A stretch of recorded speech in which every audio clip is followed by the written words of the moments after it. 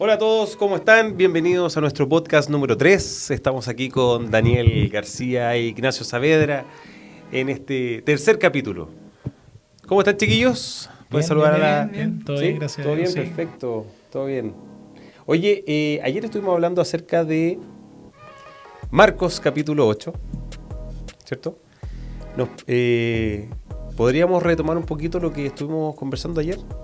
Bueno, ayer estuvimos haciendo un estudio bien interesante sobre lo que ocurre cuando el Señor Jesús, después de haber alimentado a los 4.000, se sube a la barca. Los discípulos llevaban un pan y en medio de esto el Señor les llama la atención, les dice: tengan cuidado con la levadura de los fariseos y la de Herodes. Los discípulos se confunden un poco, piensan que el Señor está enojado porque no llevaron pan, empiezan a discutir entre ellos. Entonces el Señor les llama la atención y les dice: pero ¿cómo? Ustedes no entienden, no se dan cuenta, no tienen ojos pero no ven, oídos no oyen, no recuerdan lo que yo hice. ¿Cuántas canastas ustedes recogieron cuando alimenté a los 5.000? ¿Cuántas canastas recogieron después con tantos panes y peces, etcétera? Y el Señor les da a entender que esto no se trata de un milagro en específico, no se trata de la escasez de pan físico, sino que tiene que ver con una manera de ver las cosas, de la cosmovisión de los fariseos y la cosmovisión de Herodes. Básicamente ese es el llamado de atención del Señor Jesús. Oye, y a propósito de este tema de lo que es la levadura, ¿cómo lo podríamos hoy día traer así a este presente que vivimos en el día a día? Como por ejemplo en el ámbito político. Daniel. O Ignacio. Ignacio Daniel. Ignacio. Bueno, conversamos en un video anterior acerca de la política, porque estamos en las elecciones, pronto va a ser la segunda vuelta, y hablamos un poco de cómo el pensamiento cristiano, que puede ser la masa, ¿cierto?, puede ser fermentado, ¿cierto?, alterado por una cosmovisión política donde se pretende que la agenda política vaya a determinar el tipo de cristianismo tal vez que hay en el país. Y eso es delicado porque sin duda que es el Espíritu Santo, es el que transforma, el Espíritu Santo es el que hace la obra, y nosotros a veces hablábamos de eso, que podemos distanciar a las personas imponiendo una agenda, o diciendo: ¿sabes qué? Esta es mi agenda y hay que votar por X candidato. Y pienso que con lo que estás diciendo tú es súper importante hacer énfasis en esto. Creo que el Señor Jesús no está usando algo, un ejemplo, o haciendo una metáfora de algo que es liviano, sino de algo que tiene mucho sentido. Pablo dice: un poco de levadura leuda toda la masa. Y creo que el Señor Jesús, cuando les dice a sus discípulos: tengan cuidado con este tipo de levadura, a veces pienso que uno como cristiano es muy permisivo en cuanto a involucrarse emocionalmente con algún partido político, con hacer política, Claro. ¿sí? Y pienso que, y lo que habíamos conversado, pienso que uno tiene todo su derecho, si se quiere involucrar en la política, debe hacerlo siempre y procurando brillar la luz de Cristo. Pero cuando uno también se involucra emocionalmente con alguna tendencia, con algún candidato, deja que es un poquito de levadura, entonces afecte toda nuestra manera de pensar, y creo que eso es delicado. Oye, y si pudiéramos también llevar esto al ámbito un poquito más, el ámbito de, por ejemplo, de la iglesia, de esta cultura también más creyente. ¿Cómo vemos, cómo o creen ustedes que se ha metido este tema de la levadura en medio de las instituciones, por así decirlo? Iglesias. Instituciones religiosas. Sí. Bueno, yo creo que la levadura de los fariseos tiene que ver con eso, con creer que un sistema político, la religiosidad, es la que cambia. Y si hay algo que el Señor Jesús lo enojó y los confrontó fuertemente, fue precisamente a los fariseos, que defendían rituales, que defendían vestimentas, que cargaban a las personas con cargas que ellos no estaban dispuestos a cargarlas, que manipulaban, que abusaban de la gente, que tenían estructuras verticales, ¿no es cierto?, donde está el sumo sacerdote allá encumbrado, y de ahí para allá lo que veíamos en realidad era cómo ellos, en vez de acercar a la gente al Señor, provocaban todo lo contrario. Todo lo contrario, o sea, el que la gente se sintiera indigna, que la gente creyera que no tenía los medios para acercarse al Señor, que había que pagar para tener cercanía o para contar con el favor de Dios. Y pienso que esa levadura que está lejos de lo que nosotros vemos en el Señor Jesús es la que termina por, en vez de construir, de destruir. Como que el corazón del Evangelio es como lo opuesto a esa estructura de religiosidad que establecían los judíos de esa época, sobre todo los fariseos, los saduceos, la clase sacerdotal. No todos, pero una gran mayoría que quería el poder, tal vez puede ser eso, ¿no? Tal vez quería el poder, quería tener el control, quería marcar diferencia, ellos, nosotros. Oye, y yo me acuerdo, hay un pasaje que tú lo mencionaste en algún momento, y habla de darse la honra unos a otros. Y creo que hay algo que también está muy de moda hoy, de honrar. Es que yo te honro, y yo te honro, y yo te honro, y es como que... Sí. Y algo que es súper rico, es súper rico, sí, cuando tú recibes esa... Es que yo te honro a ti por tal y tal cosa. Y creo que la palabra del Señor dice, ustedes al final prefirieron honrarse unos a otros, algo así, ¿o no? Sí. ¿Lo estoy parafraseando? Sí, y por eso no me reconocen a mí. Se quedan como la estructura esa. Pero fíjate que es ligado, o sea, el reconocer, no, estos hombres de Dios, y exaltarlos a ellos en vez de exaltar al Señor. Sí, es que es la clase política o de religiosidad que al final te lleva a que, por ejemplo, yo, como un creyente que pertenezco a una organización, a una iglesia, yo tengo que tomar una decisión, hay un conflicto, yo tengo que tomar una decisión. Y obviamente, si hay esa estructura donde se da la honra más a la persona, ¿cierto? Se honra mucho a la persona, yo voy a tomar una decisión parcial por lo que esa persona está diciendo. Claro. Sin tomar en cuenta todo lo que ha ocurrido, por lo tanto mi juicio no va a ser justo, al contrario, lo que Jesús hablaba, la injusticia. Qué fuerte eso. Qué fuerte eso, porque si tenemos una iglesia donde se avalan las injusticias, los sistemas permiten la injusticia, mira tú la sociedad, ¿cómo vamos a llevar la justicia de Dios a aquellos que están fuera? Sí. Que nosotros queremos incluir, que queremos hablar del Evangelio. Claro. Se hace como una disonancia cognitiva. O sea, oye, voy a invitar a tal persona, y me dice, chuta, pero tal vez no lo van a tratar con amor, no sé, voy a poner un ejemplo burdo, pero porque usa un tatuaje, claro, o porque pertenece a tal... Porque no cumple con ciertos estereotipos. Claro, o es herodiano, no sé, o es muy de derecha o de izquierda. O es celote. Claro. Mira, yo creo que en estos sistemas o en esta religiosidad que se establece existen muchos peligros. Y parte de eso tiene que ver con olvidar lo más importante, que es el amor. Y creo que cuando desaparece el amor en la iglesia o nosotros que somos hijos de Dios, brotan cosas que al Señor le desagradan. Yo he escuchado gente decir, mira, yo no soy tu amigo, yo soy tu líder en la iglesia. Y a mí eso me parece súper delicado, siendo que Jesús les dice, yo soy amigo de ustedes. Entonces creo que es muy fácil desperfilar las cosas, olvidar, dejar que ese poco de levadura empiece a leudar y vernos sumergidos en esta religiosidad que al final termina dañando. Ahora, ¿te acuerdas de lo que decía en Colonia y Dignidad, como la alteración de la percepción? ¿La verdad? Sí. Hay personas como que no ven, es lo que tú decías, no ven.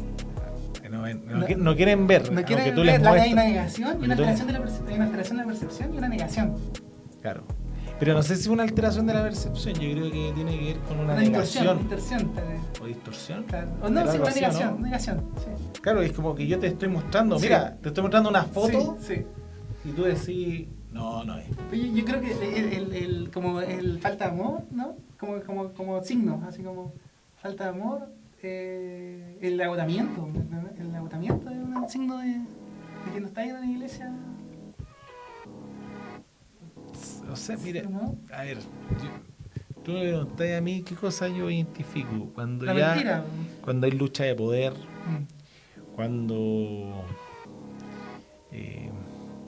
hay mentira, Hay murmuración. hay murmuración, cuando no hay respeto por la confidencialidad de las personas. Dale. ¿Estáis grabando esto? ¿Sí? Chuta. Cuando hay un exceso de reconocimiento, de honra, y lo que decía el pasaje, se honran entre ustedes al final. Pero yo quiero meter ahí quizás la cuchara, porque uno puede ver este tipo de cosas y uno no las menciona. ¿Por qué? Porque cae, o lo critican a uno o le dicen a uno que está juzgando. Claro, ¿Se es entiende? que yo creo que ahí hay tú que eres psicólogo, Ra, yo creo que hay un condicionamiento en el grupo, en la forma de hacer iglesia, que a uno lo predispone a negar muchas cosas, muchas situaciones, que están a la luz, o sea, que tú ves y tú dices, oye, pero acá hubo mentira, oye, pero acá se rompió el secreto que yo le había contado, la confidencialidad. O sea, ¿qué pasó? Entonces hago vista gorda porque hay superestructuras que a mí me juzgan si yo levanto la voz. Las dejo pasar pensando bien, y no, es que Dios permite esto porque así puedo madurar. Luego esa parte de la levadura que se traspasa, bueno, a la persona que está más abajo, en decir, claro, yo no puedo salirme de este formato porque estaría yo mal, Claro. soy yo en pecado, soy yo el que está equivocado. Es que también, Dani, hay intimidación, yo creo. ¿Intimidación en qué sentido? En que si tú llevas la contra o ves algo, ¿cierto? O denuncias algo que a los que están en autoridad les molesta y que es evidente, te tratan como que tú estás dividiendo la iglesia, te tratan como que el juicio de Dios va a caer sobre ti porque... Como deshonrar la autoridad. Como deshonrar la autoridad porque tocaste al ungido, como esos dichos que son... en el fondo son gaslighting, ¿cierto? De confundir a la persona víctima. Claro. Bueno, mira, yo he visto pastores, ponte tú, tratándose de terroristas. ¿Sí? Y tú dices, pero a ver, espérate, ¿cómo personas que deberían resolver los conflictos bíblicamente a través de comunicados, ¿no es cierto?, de escritos, tratándose de terroristas? Entonces tú dices, estas cosas, yo creo que es como en Tito. Tito dice 1:10, dice, a esta gente hay que callarla. Tiene que existir la capacidad en la iglesia de decir esto no está bien. Claro. ¿Sí? O sea, las alarmas Está se bien. deberían haber encendido mucho antes. Pero fíjate, pero esto es algo que le ocurría también al Señor Jesús. Lo vio, lo denunció, los paró en seco a los fariseos, porque ellos cometían todas estas cosas, todos estos abusos, toda esta verticalidad, esta honra entre ellos, las vestimentas, el pararse, ¿no es cierto? Sí. Estas cátedras. Y yo te digo, si ellos tuviesen tenido Instagram, la foto de perfil de ellos, pero sí, con el pecho hinchado, parado, orando en las plazas. Y creo que cuando tú ya ves esas cosas, tú dices, no, pues esto ya es un sistema, y donde tú, si no estás en el sistema, tú perdiste la salvación, tú estás mal. Como la apariencia, ¿eh? Como apariencia. estos senadores estadounidenses así que salen con la sonrisa Pepsodent en las fotos, Es con que la familia es que perfecta. ahí tú te das cuenta de la conexión que existe entre la levadura de los fariseos y la de Herodes. Que Claro. tú podrías decir que es distinta, pero es muy similar. Es verdad, Al final, es verdad. una tiene esta otra y esta otra también pueden tiene homologar, de esta. se pueden homologar. O sea, Sí, hay una, pues, una conducta de la naturaleza humana por el poder, ¿no? Pero es que tú dices, es lo que hace el político. El político te da un discurso que suena súper bonito, pero en la práctica él no comulga mucho Con lo que dice. con lo que dice. ¿Captáis? Es Bueno, solamente pero hay buenos para políticos. ganar el voto. Hay buenos políticos. Hay sí, muy buenos sí. políticos, por supuesto. Oye, ¿y Jesús habrá tenido Instagram, no? ¿Habría tenido Instagram? No sé, es una pregunta que no me he hecho. Yo pienso que en una de esas sí.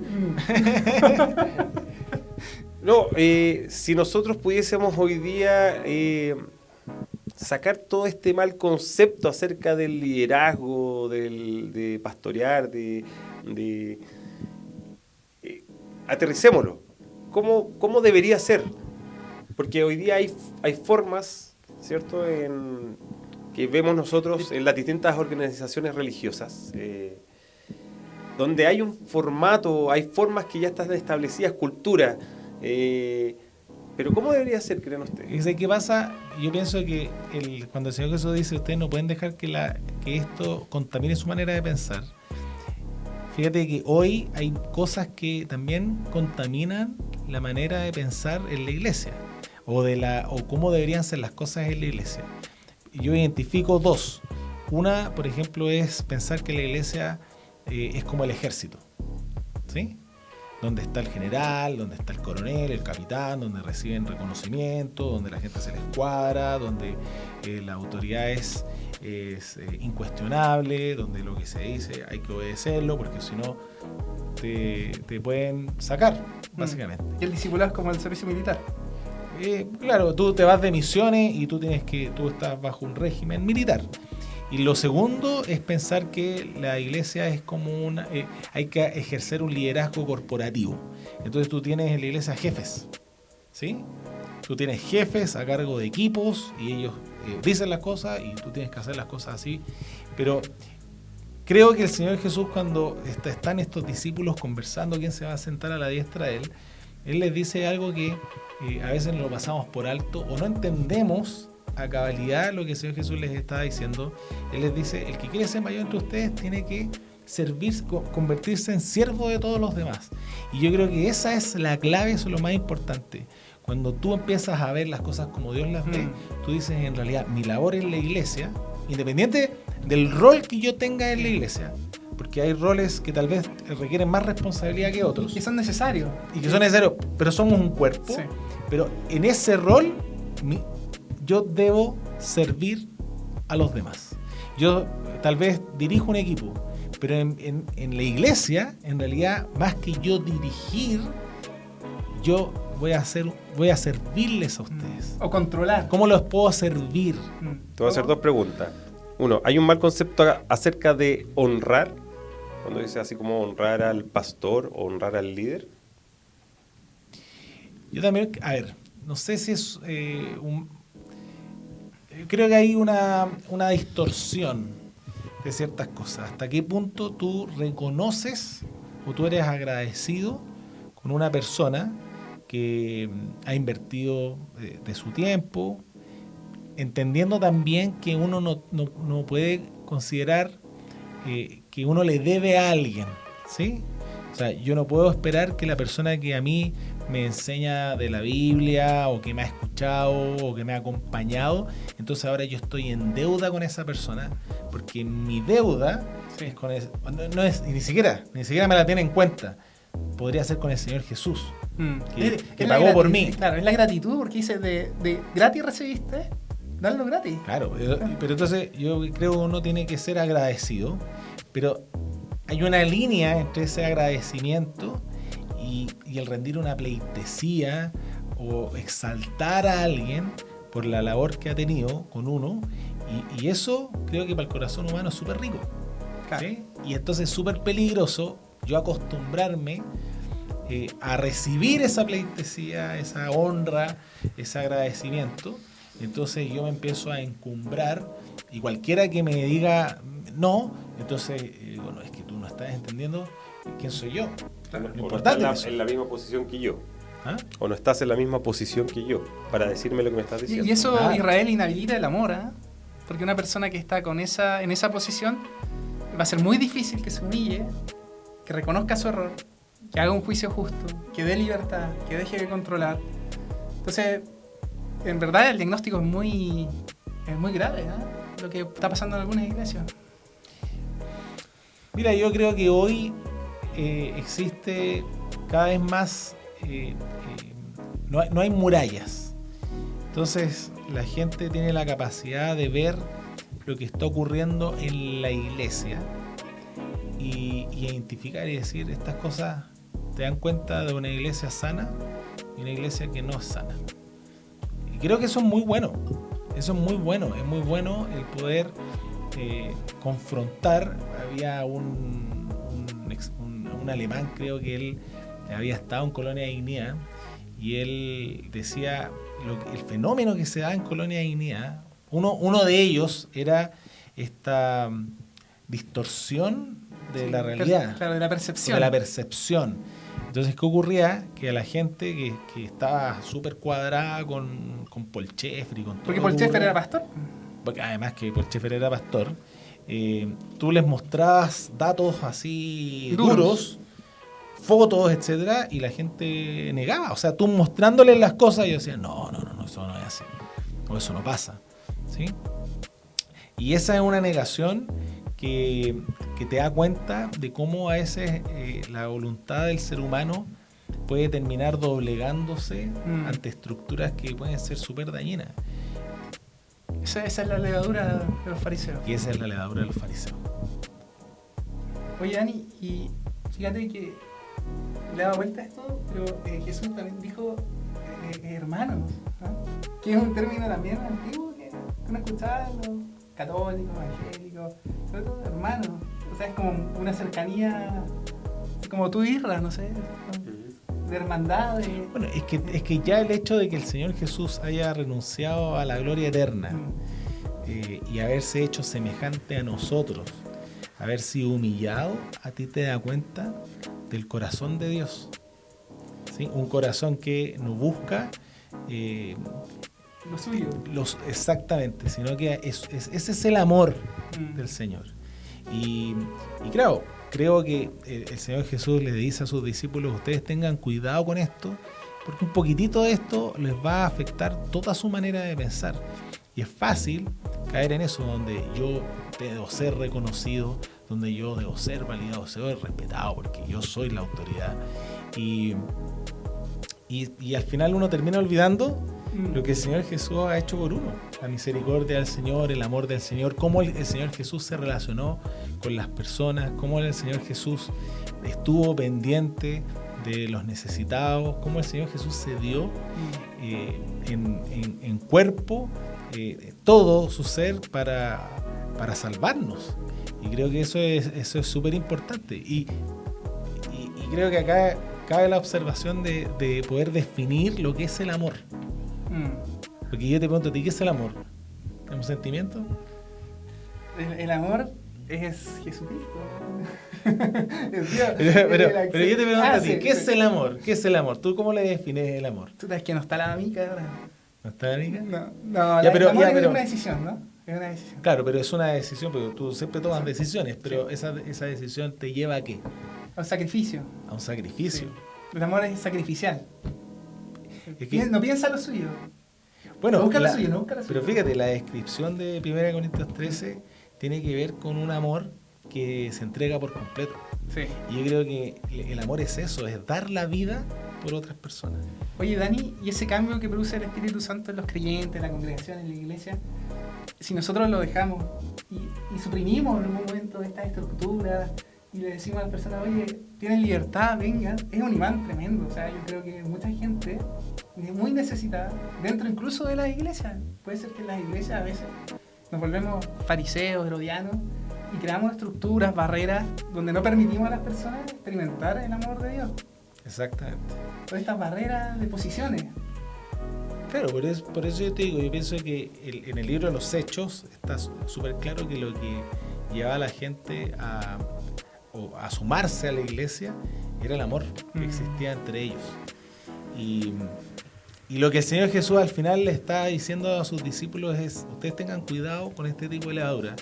Creo también que hay otras levaduras que también afectan, sobre todo hoy, nuestra manera de pensar.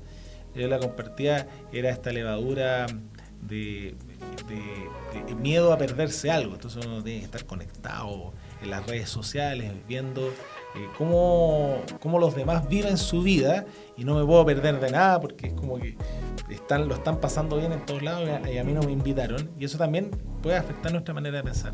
Pero creo que el Señor acá, el llamado les está diciendo, miren, ustedes pueden dejarse afectar y ver las cosas desde esta perspectiva, sí, humanamente, pero lo que yo quiero es que ustedes vean las cosas como yo las veo, ¿sí? Yo soy la solución, yo soy el camino, yo soy la verdad, yo soy la vida. Y ese versículo que dice, conoceréis la verdad y la verdad os hará libre. Porque podemos vivir con esa fermentación, ¿cierto? Y esclavos. Sí, y es como una distorsión cognitiva. Yo veo desde cómo la organización, ¿cierto?, me plantea, no desde la luz del Evangelio, no desde lo que dice Mateo, Marcos, Lucas, Juan, o las cartas paulinas, sino que lo veo desde cómo la organización, en este caso las iglesias, y pueden haber muchas personas dentro de la iglesia viviendo no un evangelio de gozo, sino un evangelio de carga, un evangelio de culpa, un evangelio donde el burnout es la tónica. Pero porque existe también esa intención de querer validarse, de buscar posición, de no amar, en realidad. No es amar, sino que amarse a uno mismo. Es como la canción de Arjona que dice, tú no te enamoraste de mí, sino de ti cuando yo estoy contigo. Es algo parecido. Pero fíjate que yo me acordaba cómo de un consejo que le da el papá al hijo. Le decía, hijo, mira, al final Chile hay partidos en que va a jugar impresionante, pero va a terminar perdiendo, porque es parte de la historia del fútbol chileno. ¿Sí? Vivimos nosotros ese tiempo donde Chile ganó dos Copa América, la generación dorada, pero en realidad es verdad, uno le dice a los hijos, al final, mira, puede ser que Chile gane este partido o otro más, pero uno tiene que acostumbrarse a vivir frustrado en cuanto a la selección chilena y a sufrir todos los partidos, y uno dice este partido y uno ve el partido con la esperanza de que va a jugar la Copa de Rusia, creo que un mundial alternativo. El de los picados. El de los picados. Pero creo que eso mismo aplica a este llamado que hace el Señor. Si tú pones tu mirada o tu confianza o tú dejas que estas maneras de pensar afecten tu vida, vas a vivir frustrado. Sí, la falta de gozo. Y pierdes el gozo. Y vas a vivir en constante frustración porque estas cosas son cíclicas, ¿sí? Y sales de una y tú dices, ahora sí las cosas van a cambiar, y vuelves a lo mismo. La estructura sigue igual. Y la estructura sigue igual, exactamente. La levadura. La levadura. Y lo único que tú necesitas hacer es mirar al Señor Jesús y vivir para Él. ¿Te acuerdas de ese versículo, el llamado que hace Jesús? ¿Te acuerdas que ve a la gente cansada, ve a la gente ahí como con esa carga, tal vez que le ponían los fariseos y hacían invitación? Del yugo, ¿sí? No? Venid a mí, ¿no? ¿Cómo es? Lo que estáis cargados. Cansados. Porque yo lo voy a hacer descansar. Qué lindo, o sea, que en la iglesia se pueda vivir eso. Los que están viviendo ahora en desesperanza, en falta de gozo, o diversas vivencias, puedan decir, el Señor me ha llamado para vivir descansado, para vivir en gozo, en amor, como tú nos explicas. Bueno, y quiero cerrar con esto. El Señor Jesús en Marcos capítulo 8 les dice a ellos, ustedes ven, oyen o no ven, no oyen, no recuerdan.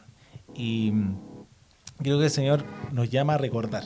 Es algo que nosotros podemos tener como disciplina, el recordar lo que el Señor ha hecho por nosotros, recordar lo que el Señor ha hecho entre nosotros y recordar lo que el Señor ha hecho en su palabra.